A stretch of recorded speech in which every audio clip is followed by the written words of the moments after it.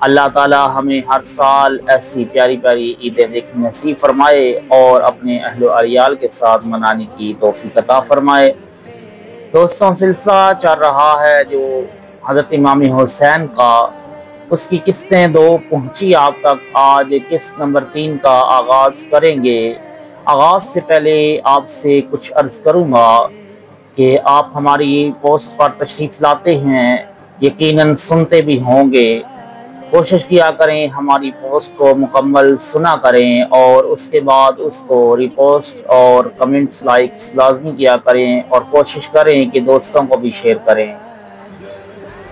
آغاز کرتے ہیں قسط نمبر 3 کا۔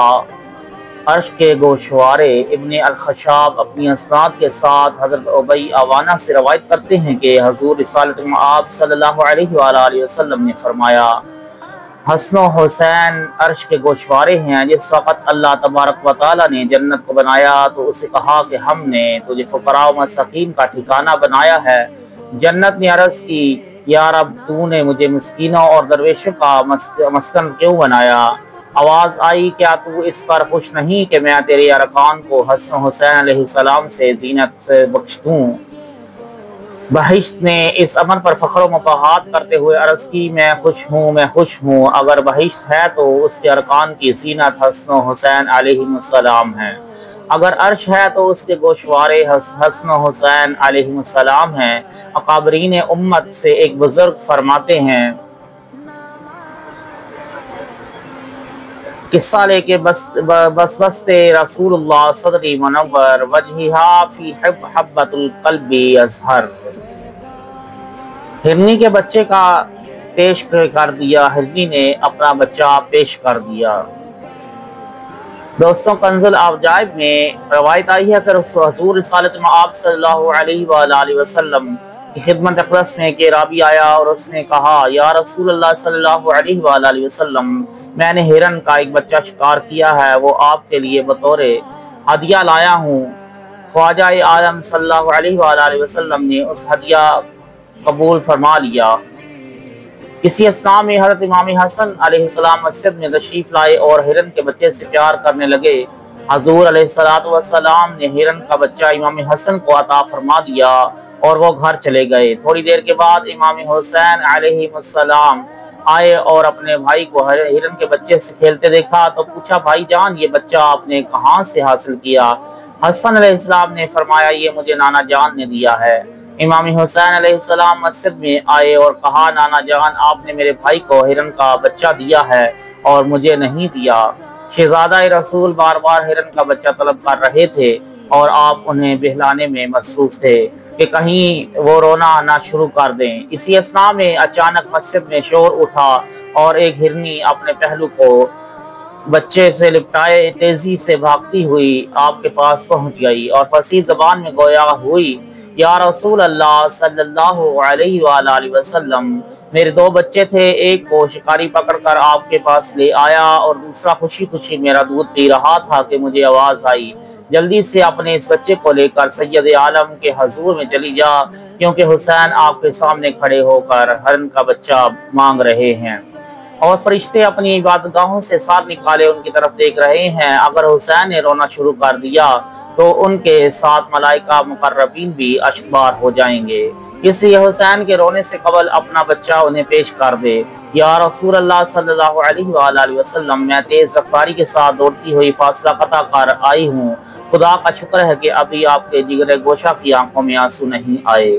صحابہ کرام رضوان اللہ علیہم اجمعین میں سے یہ منظر دیکھ کر شور مچ گیا اور آپ نے اس ہرنی کے لیے دعا فرما کر اس کا بچہ امام حسین علیہ السلام کو دے دیا۔ شہزادہ رسول ہرنی کا بچہ لے کر اپنے بڑے بھائی کے ساتھ خوشی خوشی اپنی والدہ محترمہ سیدہ فاطمہ الزہرا سلام اللہ علیہا کے پاس آ گئے اور انہیں تفصیل کے ساتھ یہ واقعہ سنا دیا۔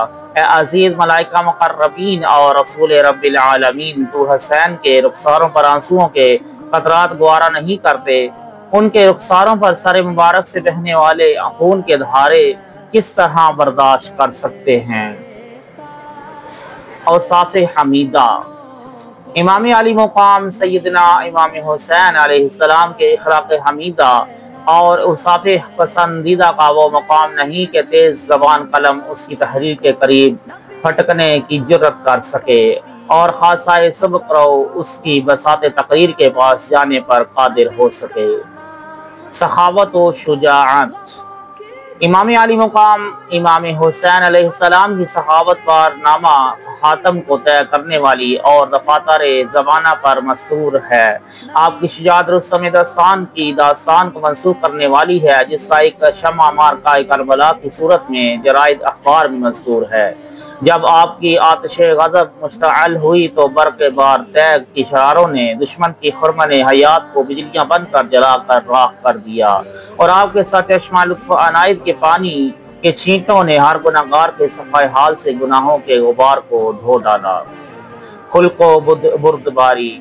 آپ کے کمال بردباری اور خلق عظیم کے بارے میں امام نجم الدین نصفی رحمۃ اللہ تعالی علیہ زیر آیت الذین ينفقون فی السراء والضراء والکاظمین الغیظ والعافین عن الناس واللہ یحب المحسنین، روایت لائے ہیں کہ ایک روز بوستان ولایت اور حدیقہ ہدایت کا ثمر اولین سبت نبی ولی حسین ابن علی علیہ السلام اشراف عرب اور بڑے بڑے علماء مہمانوں کے ساتھ دسترخوان پر تشریف فرما تھے کہ آپ کا خادم شوربے کا پیالہ لے کر آیا۔ اس خادم کے قدم لڑکھڑا گئے اور گھبراہٹ کے عالم میں پیالہ ہاتھ سے چھوٹ کر امام علی مقام امام حسین علیہ السلام کے سر پر گرا اور ٹوٹ گیا۔ تمام شوربہ آپ کے سر انور اور چہرے مبارک پر پڑا تو آپ نے ناراضگی اور تعذیب کے بجائے نگاہ تعدیب سے اس کی طرف دیکھا تو خادم کے ہوش اڑ گئے۔ خوف اور پریشانی کے عالم میں اچانک اس کی زبان سے نکلا والقاظمین الغیظ۔ امام علی مقام نے فرمایا ہم نے آپ کی ناراضگی ختم کر دی۔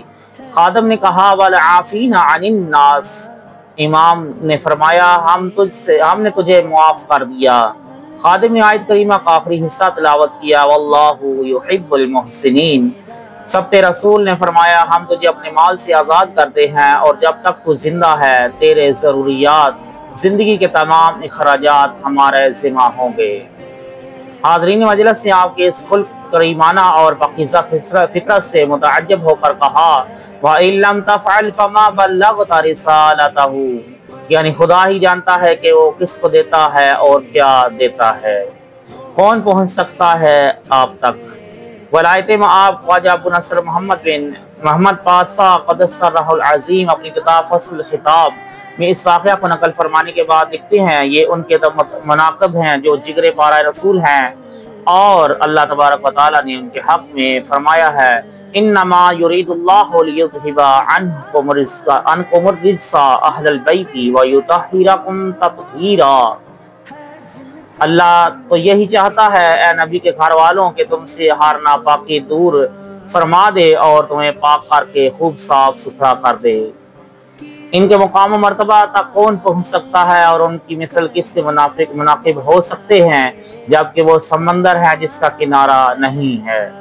چونکہ اس کتاب میں آپ کے بعض احوال کو پیش کرنا مقصود ہے، اس لیے اس مقام پر مختصراً آپ کے فضائل و محمد بیان کرنے پر اکتفا کیا جاتا ہے، اور بعد دیگر احوال اپنے اپنے مقام پر بیان ہوں گے۔